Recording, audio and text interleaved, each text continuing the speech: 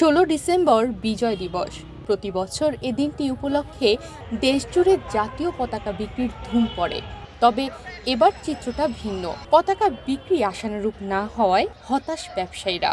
বেশিরভাগ ব্যবসায়ীরাই ভাবছেন রাজনৈতিক প্রোগ্রাম কম হওয়ার কারণেই এমন বেহাল দশা। বিজয় দিবস উপলক্ষে রাজধানী সহ দেশের বিভিন্ন অঞ্চলে ছোট বড় দোকান ও ফুটপাতে জাতীয় পতাকা সাজিয়ে বসেছেন ব্যবসায়ীরা। তবে তাদের মুখে নেই প্রত্যাশিত বিক্রির হাসি।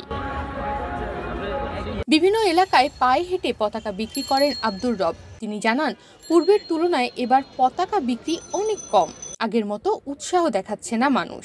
এই বছর কি বেচাকেনা একবারেই ভালো না, বেচাকেনা নাই। আনা সব বছর যেমন একজনের ডাকে পতাকা দিয়ে যাও, এই বছর আর ডাকে না। গুলিস্তানের এক ব্যবসায়ী ইসমাইল হোসেন সারা বছরই বিক্রি করেন পতাকা।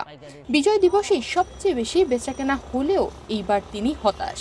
অন্যান্য বারে দেখা গেছে আমরা নভেম্বর মাসে যেটা বিক্রি করছি, এবার ডিসেম্বর মাসে সেটা বিক্রি করতে পারি। পুরো বছর পতাকা বিক্রি করি, কিন্তু বেশিরভাগ সময় লস হয় আমাদের পতাকা। কিন্তু চলতি বছর পতাকা বিক্রি কম হওয়া নিয়ে ভিন্ন মন্তব্য করেন বেসরকারি চাকুরিজীবী মিজানুর রহমান।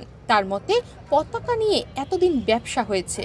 আগামীকাল 16 ডিসেম্বর সেই উপলক্ষেই পতাকাটা আসলে পারচেস করা। এটা নিয়ে তো বাংলাদেশে বিগত বছরগুলিতে বিজনেস হয়েছে। যারা বিজনেস করেছে আগে, তারা এখন পতাকাগুলো কিনছে না। তবে গত 5 আগস্ট রাজনৈতিক প্রেক্ষাপট পরিবর্তন হওয়ার পর বিজয় দিবসে পতাকা বিক্রি কম হওয়ার কারণ হিসেবে মানুষের আকাঙ্ক্ষাকেই দায়ী করেছেন অর্থনীতিবিদ আনু মোহাম্মদ। এই বছরের বিজয় দিবসের জন্য রাষ্ট্রীয় কর্মসূচি তুলনামূলকভাবে কম। বিভিন্ন রকম কর্মসূচির মধ্যে দিয়েই তো পতাকা বিক্রি হয়। তো সেই পতাকা বিক্রি কম, এটা ঠিক পরিষ্কারভাবে বলা মুশকিল, কিন্তু হতে পারে যে এটা বর্তমান সময়ে মানুষের মধ্যে একটা প্রত্যাশার প্রাপ্তির মধ্যে যে পার্থক্যটা তৈরি হয় এবং এই হতাশার একটা সমাজের মধ্যে যে হতাশাটা তৈরি হয়, সেটা যাতে আর না আসে সেই চেষ্টাটা করতে হবে।